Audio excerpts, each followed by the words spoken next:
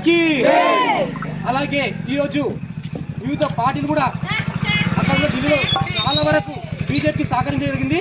వాళ్ళు చేసే అవినీతి లిక్కర్ కేసులో ఈ కేజ్రీవాల్ బాగా అవినీతి చేయడం వల్ల ఆయన ఓడిపోవడం జరిగింది. ఈరోజు బీజేపీ 48 సీట్లలో విజయటంగా మోగించడం జరిగింది. కనుక బీజేపీకి అతిపెద్ద విజయం ఇది ఢిల్లీలో. కనుక ఈ మా తెలంగాణలోని కోడంగల్లోని చిట్లపల్లి గ్రామంలో ఈ విజయోత్సవ ర్యాలీ నిర్వహించడం జరిగింది. ఈరోజు ఈ విజయోత్సవ ర్యాలీ వల్ల మా కార్యకర్తలు అందరితో కలిపి చాలా సంతోషంతో ఈ బాణసంచ కాల్వడం జరిగింది. అందుకే నేను ఈ సందర్భంగా ప్రతి ఒక్కరు తెలియజేస్తున్నాను, రాబోయే కాలంలో ప్రతి ఒక్కరు ఆలోచన చేసి ఈ కాంగ్రెస్ పార్టీకి బుద్ధి చెప్పాల్సిందిగా మీ అందరికీ పిలుపునివ్వడం జరుగుతుంది. ఆలోచన చేయండి ప్రతి ఒక్కరు.